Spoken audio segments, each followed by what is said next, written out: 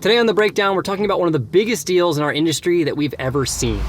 Call her daddy. Call her daddy. Call her daddy. Call her daddy. One of the biggest podcasts in the world. It's crazy. It tests every boundary. Yeah, she's controversial, she's unfiltered, she's everything that the internet rewards. Yeah, full is f***ing perfection. Congratulations to Alex Cooper. 60 mil, bro. $60 million. She was always going to make millions. This is the nature of the beast.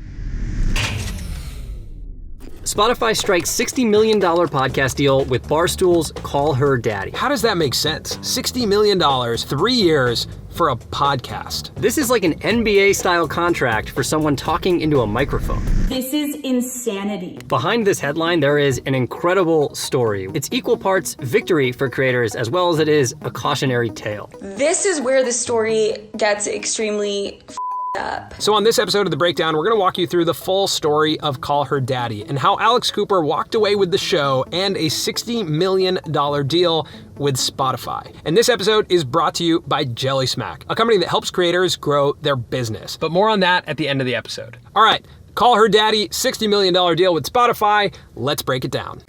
Watch The Breakdown. This is a story that will be told in 3 parts. Part 1, the Founding Fathers, Alex Cooper and Sophia Franklin. I was on unemployment checks. I didn't have a job. At the time, I was just vlogging and trying to make it on YouTube. Hello? Hello? Hello? I love your vlog. At that time, we were best friends, roommates, arguably like sisters. Alex already had a background in media and Sophia was working in finance. My friend who had just started at a startup was like, hey, Alex, do you want to do a podcast? And I was like, what's a podcast? But sure. So I bring Sophia along. I'm like, yep, we're going to do a show. I feel like I need to be writing. No, you don't have to do anything. You just sit there, look hot. Oh. We created it, the two of us. It is out there. We are talking sex, details, exes, the shit that you talk about behind closed doors with your friends in your bedroom, on your sleepovers, over drinks with your girlfriend, with your boyfriend. Let's just freaking put it out there. After making 4 episodes of the show, they were discovered by this guy. That's Dave Portnoy, the founder of Barstool Sports. Barstool Sports, the unapologetically authentic and oftentimes controversial sports and pop culture media brand. So we created 4 episodes, and then Dave Portnoy slid into my DMs. I have to imagine that after making 4 episodes, this is pretty exciting. So Alex and Sophia decide to sign a deal with Barstool to join their network and distribute the show. Barstool took a bet on Alex and Sophia, and it paid off massively. You know us for our podcast, and the podcast has been doing amazing. It's killing it. Barstool, just poured basically gasoline on the flame and helped it take off. The show blew up. In the first 2 months, it went from 12,000 downloads to 2 million. They went from being unknown to incredibly culturally relevant. People were definitely talking about it, either quotes from the show or posts from Alex or Sophia. Woo! We love you, Daddy Gang! And also the merch was crazy. I mean, being here in New York in 2018, 2019, you started to see a huge influx of people walking around with like unwell across their shirt because that's what Alex would always say on the show. The way that this show just in the snap of a finger rose to such incredible prominence, especially for young women in cities. It was just crazy to watch happen. The way that they were speaking, I mean, this was like a really frank and open show about sex and talking about stuff that women hadn't traditionally talked about in a podcast form. Oh, you want to talk about blowjobs? Let's just do it. Let's get into the fucking blowjob topic. Hello. Okay. I'm ready to get views, baby. That type of humor and stuff, I think, was always being fed to them by men. And Call Her Daddy was really women speaking to other women in a really frank way. It wasn't just them talking to the masses. The relationship was real. You can say that you have a great relationship with your audience until you're blue in the face, but they were actually doing it. I need everyone to understand how great this podcast is. I love it. I love it so much. So after 1 year, the podcast was much more popular and more profitable than anyone anticipated. In April of 2020, when it seemed like the Call Her Daddy podcast was on a rocket ship, suddenly everything went dark. This is going to be the explanation in my mind of what is going on or what has happened with Call Her Daddy. Call Her Daddy, obviously, hasn't been on the air for 5 weeks or so, maybe going on 6. So considering after year 1 they had such explosive growth, they were actually one of the top podcasts in the US at this point. Huge podcast, bigger than my wildest dreams. I think bigger than what they thought it would be right off the bat. So everyone around them was kind of like, you probably need a better deal. Pretty known news for a long time that the contract between Barstool and the Call Her Daddy girls was, let's call it, lopsided in Barstool's favor. There was a lot of comments about how our contract is so pathetic and like, oh my God, those girls are getting f***ed. Like, it's so embarrassing. Alex and I then both decided we wanted to consider some other options. Do we regret the way we went about it? Absolutely. Our original contract was a 3-year deal. It included a base salary of $70,000 and bonuses based on the number of downloads and merch sales. So after 1 year, Alex and Sophia made around $500,000 each. So they weren't getting dirt money. It was written in their contracts that they were getting paid bonuses on their downloads. Their downloads were fucking huge. I want to be very clear that in our original contract, it stated that at the end of each year, we were able to renegotiate our compensation. This is where Peter really comes into play. There's an important character in this part of the story. This guy, Peter Nelson, aka Suit Man. At the time, he was an HBO executive and Sophia's boyfriend. He was telling us all about industry standard. You guys, you are making way below industry standard. So Peter put together a document for us, and he put together the term sheet that we were essentially going to renegotiate with and send to Barstool. So basically both sides lawyered up, and Alex and Sophia came to Barstool with a pretty incredible demand. In year 2, they wanted $1 million each guaranteed, with 50% of the merch sales and 50% of the advertising revenue. Now they also wanted 100% of the Call Her Daddy IP, intellectual property. And that is an important term to understand for this story. It's also an important term just for creators in general. There was back and forth at the time of signing them on the intellectual property of Call Her Daddy. Alex didn't want to give over the name in the beginning. In Barstool, we said, well, we're not going to do this deal if you don't give us ownership of Call Her Daddy because it makes no sense. Media companies like Barstool make a lot of their money based off of the IP that they own. And it's very rare for the talent of a show to own the show itself, especially at a media company. It's like how Jimmy Fallon doesn't own The Tonight Show. NBC owns the IP and gets to rotate talent year after year through the show. So you could imagine that when Alex and Sophia came to Dave and asked for 100% of the IP, Dave was not that happy. So we sent it to Barstool, and in a very roundabout way, Dave Portnoy essentially told us to go F ourselves in every single hole possible. And we were like, all right. This is when Peter Nelson started shopping around the industry for deals for us. We had offers in the industry, and we were like, all right, let's go have one more conversation with Dave Portnoy. After about a month off air, Barstool's at a point where they just want to get this show back up and running. This show makes a lot of money for them, and they ended up missing 6 episodes, each of which cost Barstool $100,000. It was Corona, and we need to pay bills. Yep. It's like, fuck it. So Dave comes to Alex and Sophia with what looks like a pretty good deal in favor of Alex and Sophia. $500,000 guarantee to each of them. They get an increase in merch. And I knock 6 months off their deal, and we just give them the IP. Now, to be honest, this is a pretty good deal. Man. It's a great deal. I mean, come on. It's a really good deal. Take the deal. You take the deal. You take the deal. The minute we left that rooftop meeting is when the issue started with Sophia and I. Now, Dave is also a master at using controversy to his advantage. Dave Portnoy is kind of like expert at trolling the internet for attention. I spill the tea, I fucking guzzle the tea, and I go and spit it all over the place because I'm telling the truth. Every show in entertainment has drama happening behind the scenes. But Barstool was one of the first companies to take that drama and make it the show. Portnoy goes on their feed and drops an episode where he explains everything that's gone on their feed. That's so brilliant. In my 17 years of doing this, I had never dealt with anybody as unprofessional and disloyal and greedy as those two. I think a lot of people found out about Call Her Daddy through this drama. Absolutely. Alex and Sophia, they both were gonna stab us in the back. Once that controversy erupted, it became this like fascination with the public, and more people thought, hey, let me check this show out. I want to see what all the hype is about. Sophia's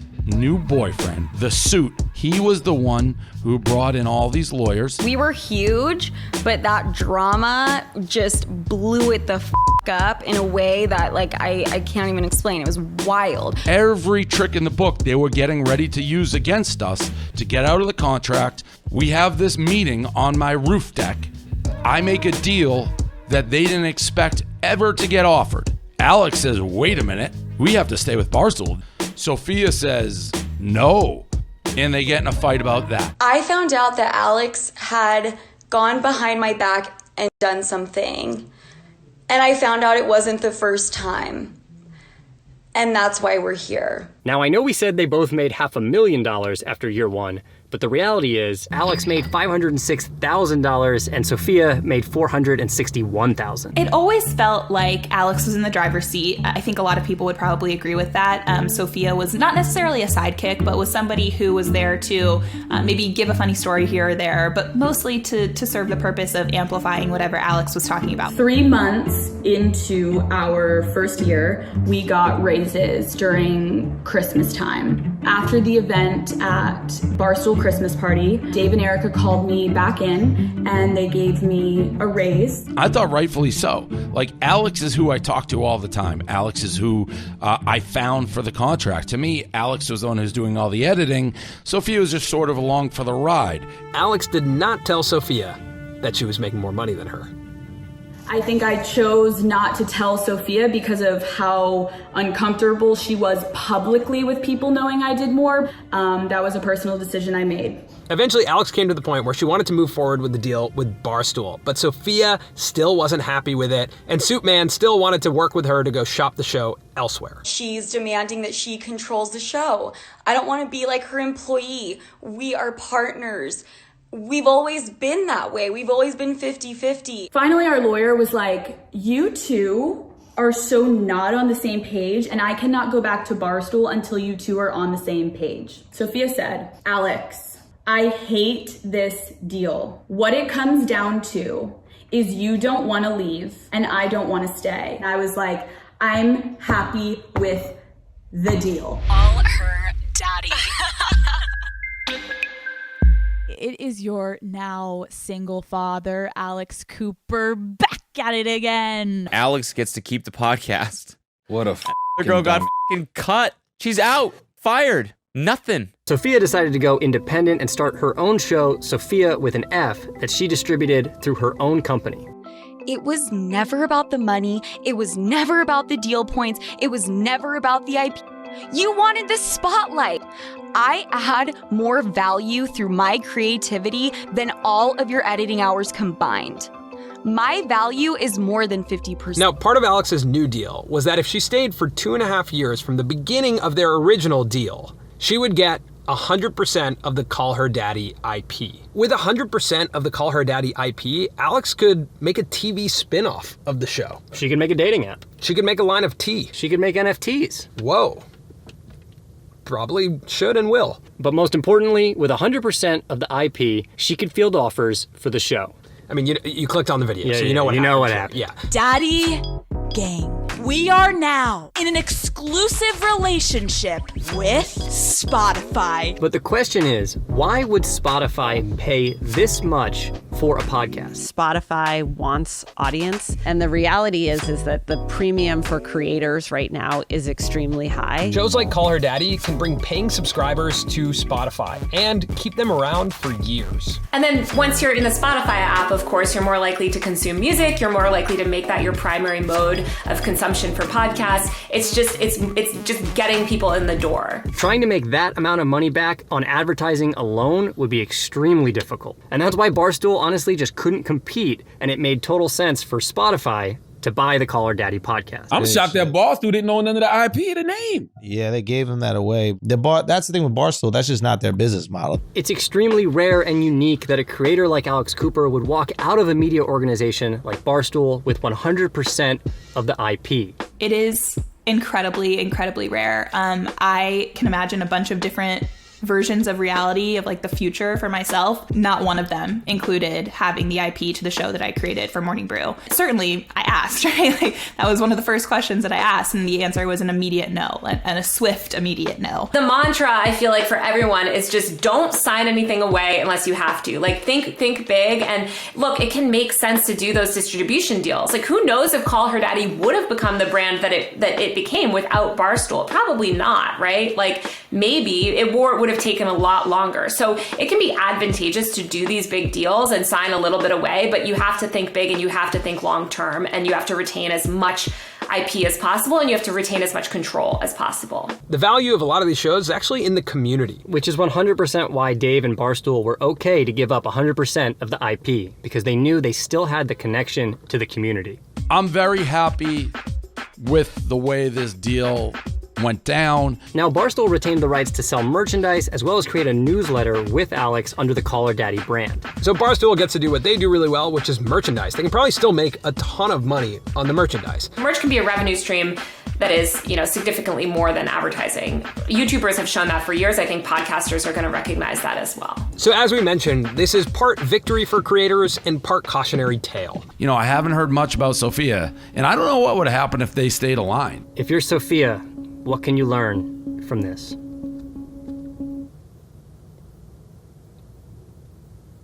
A lot. Time heals all? Yeah, I don't know. I mean, just honestly, maybe it was inevitable that they were gonna break up at some point, right? Even if they did take that deal. But what I would say is that, there's this world right now where companies like Barstool can really help incubate your show. They can give you distribution, stability. Being an independent creator is really hard. So if this dynamic between media companies and independent creators can start to become more mutually beneficial, even with creators owning their shows, that world is going to be really supportive for the future of the creator economy. To view the media company as an incubator is certainly a compelling business model. Maybe this was always in the cards, right? Maybe the expectation was we're going to build this person up, we're going to get a ton of press, and while we do it, build the machine for incubating talent in the future, and they'll always have us to thank, right? I think as this story comes to a close, one thing that really stood out to me was that Sophia is kind of erased from the history of the show. Alex didn't mention her at all in the episode that announced the Spotify deal. When she told the origin story of this show, she did not mention Sophia. I mean, imagine a scenario. Yeah. Where we work on this show together. We're having a great time. I go ahead and I sell it for $60 million. Tough for you to erase me from the history because it's in the name of the show and the channel, right? Let's change the name of the show. Let's change the name of the channel. The Colin Show. The Colin Channel. That hurts even more. Yeah, that would sting even more. That stings even more. That stings even more, yeah. Poor Sophia. Most likely, if you're watching, you're not a part of a larger media company, and you are an independent creator. And luckily, there are groups that can help you grow your business and support you if you are independent. And one of those groups is the sponsor of this episode of The Breakdown, JellySmack. So JellySmack is a company that helps creators grow both their audience as well as their revenue. They help creators distribute content across multiple platforms and help them monetize that content. JellySmack generated $100,000 for 2/3 of its creators last year.